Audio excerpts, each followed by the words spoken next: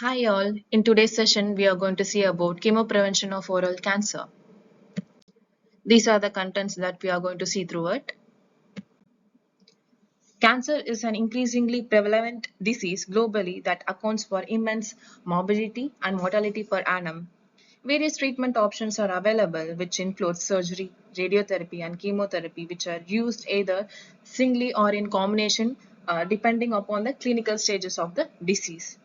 There is an old saying that quotes, prevention is better than cure. This holds appropriate in the perspective of oral cancer since curative therapies may be associated with serious complications. Hence, the role of preventive strategies could be major breakthrough in the management of oral cancer. Cancer chemoprevention was first defined by Spawn in the year of 1976. He defined chemoprevention as the use of natural, synthetic, or biologic chemical agents to reverse, suppress, or prevent carcinogenic progression. To simply put, the word chemoprevention includes prevention of initiation, promotion, and progression of carcinogenesis to cancer.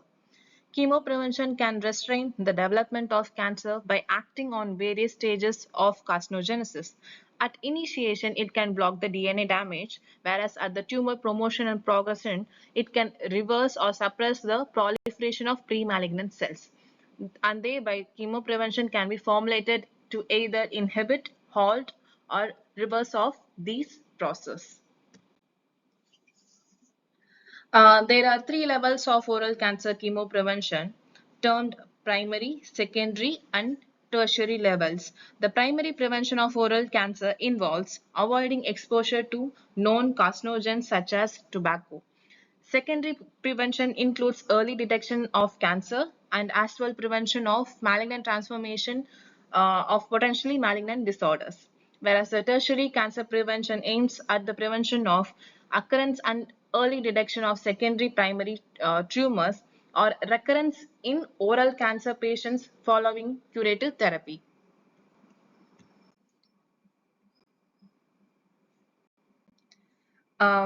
Field cancerization was proposed by Slaughter et al. In 1953.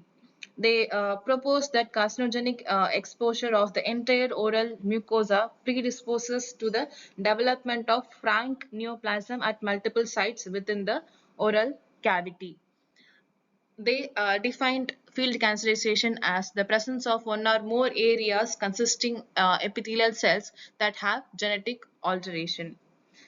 These multiple site involvement makes it difficult to intervene surgically and therefore local surgical removal of involved site fails to stop the progression towards malignancy. Oncogenes are associated with the carcinogenesis and carcinogens are agents which can induce cancer. The most common carcinogen which induces oral cancer is tobacco. Tobacco smoke contains a large number of chemical carcinogens such as aromatic hydrocarbon, uh, such as nitrosamine. These carcinogens have shown to induce specific genetic changes of P53 and HRAS genes.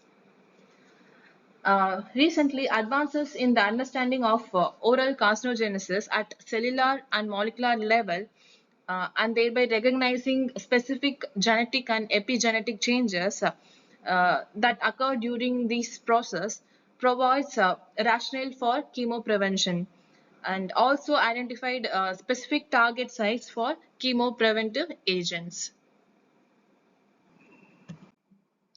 Uh, Chemopreventive agents are broadly classified into micronutrients, natural agents, and molecular targets.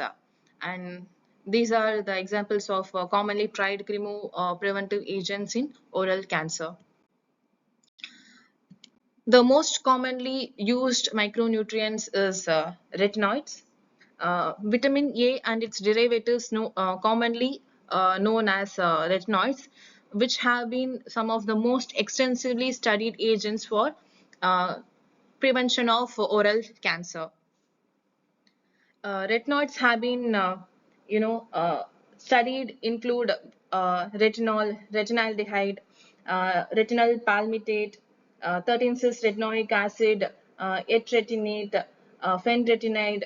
Um, so the retinoids have been shown to induce apoptosis, decrease growth rate of the epithelial cells, suppress the process of carcinogenesis, and reduce free radicals. Retinoids have been tried as chemopreventive agents in potentially malignant disorders such as leukoplakia that frequently develops into invasive squamous cell carcinoma. Hong et al. In his study, he showed promising results with the patients of leukoplakia by using 13-cis retinoic acid. So in his study, around 67% of the leukoplakic affected patient had objective clinical response to the therapy, and 54% had a improvement in histological stages.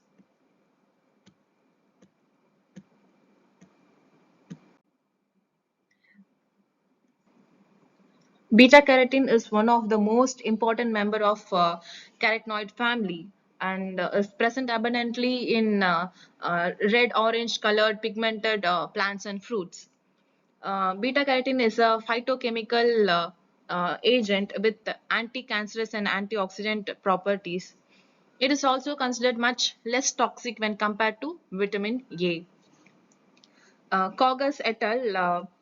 Employed, beta carotene of 30 milligrams and ascorbic acid of 1000 milligrams and alpha tocopherol 800 international units for the leukoplakic affected patients. It was a 9-month course, and he also found 55% of the patients showed clinical improvements in leukoplakia. Um, the one advantage of beta carotene was it is relatively non-toxic, and the most common side effect was noted yellowish discoloration of the skin. Vitamin E. Uh, the term vitamin E describes the family of light antioxidants. There are 4 tocopherols, that is alpha, beta, gamma, and delta. Alpha tocopherol is only form of vitamin E that is actively maintained in human body, and its main function is that of an antioxidant. Most of the studies have used vitamin E in combination therapy with other chemopreventive agents. Um, Vitamin C, which is also known as ascorbic acid, it is a water-soluble vitamin uh, and also a potent antioxidant. Nago et al. Conducted a randomized controlled trial on the treatment of oral leukoplakia with low dose of beta-carotene and vitamin C supplements. Cyclooxygenase is an inducible enzyme produced by many cell types in response to multiple stimuli. Recently, COX-2 overexpression has been found in several types of human cancer, including oral cancer.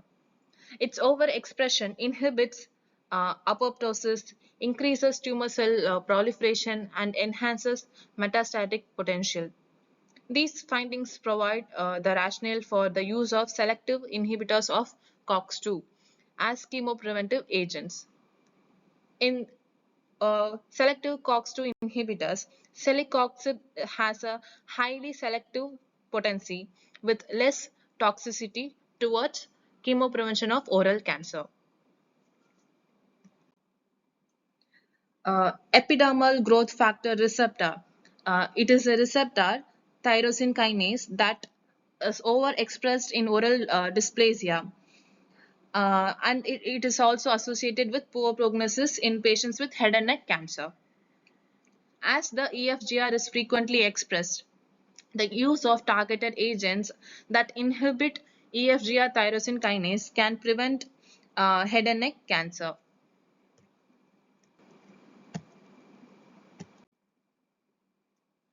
Recently, much attention has been focused on fruits and vegetables with the potent anti-mutagenic and anti-carcinogenic properties.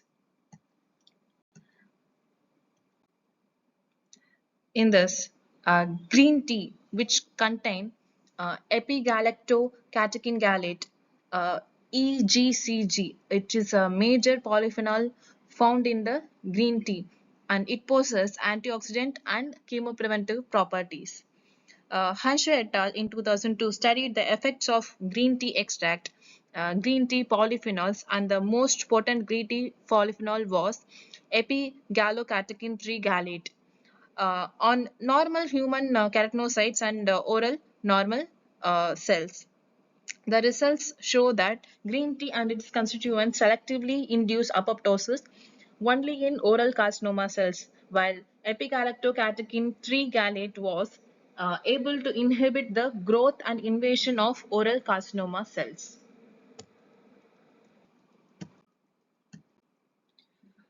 Curcumin is a polyphenol derived from the plant Curcuma longa, which is commonly called as turmeric. The primary bioactive constituents in the turmeric have been found to be phenolic curcuminoids, which is the most important of which is curcumin. Curcumin protects the cells against free radicals that promote cancer by damaging DNA and activating genes. Um, Curcumin has anti-inflammatory, antioxidant, antimicrobial, immunomodulatory, and anti-tumor properties. Cheng et al. Evaluated the effect of curcumin in patients with oral leukoplegia. So in his study, the patients took curcumin orally for 3 months, once a day. The biopsy of the lesion sites was done immediately before and after 3 months starting curcumin treatment. Histological improvement was seen in 2 of the 7 patients with oral leukoplakia, and most of the study it has shown that persistent inflammation has been uh, believed to involve in the multi-stage of the cancer development.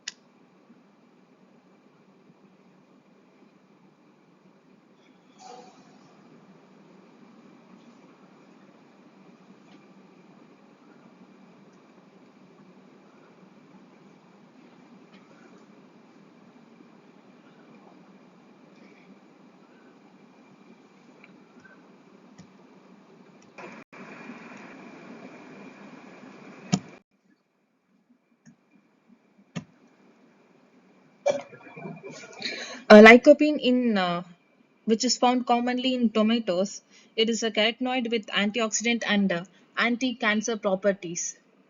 So, study conducted by Kumar et al. Showed that efficacy of lycopene in oral submucous fibrosis suggested that lycopene should be used as a first line of therapy in the initial management of oral submucous fibrosis. So lycopene has the concentration ranging of zero point 0.9 to 4.2 milligrams per 100 grams depending upon the its variety. Lycopene is acidic and it lacks a B ion ring and has no pro-vitamin A activity.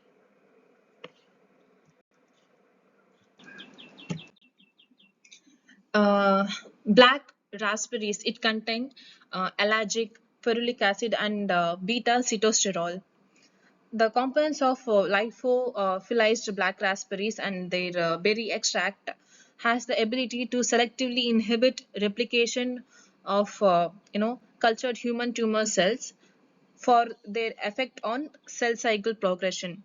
The berry extract, ferulic acid, and beta-sitosterol inhibited the growth of pre-malignant and malignant cells but had no effect on normal oral cells, whereas the allergic acid equally inhibited all the cell types.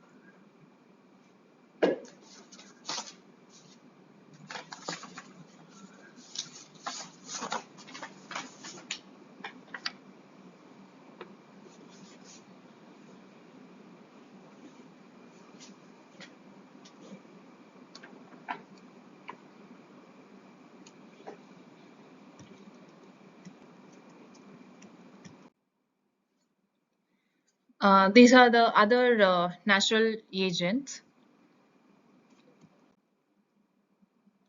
Um, so basically, the chemopreventive agents can be administered in two ways: systemic and topical agents. Systemic chemopreventive agents are the agents that can be given orally or intravenously. The goal is to reduce the risk of oral cancer by targeting molecular pathways involved in carcinogenesis, including those regulating cell proliferation, cell cycle, apoptosis, angiogenesis, and inflammation.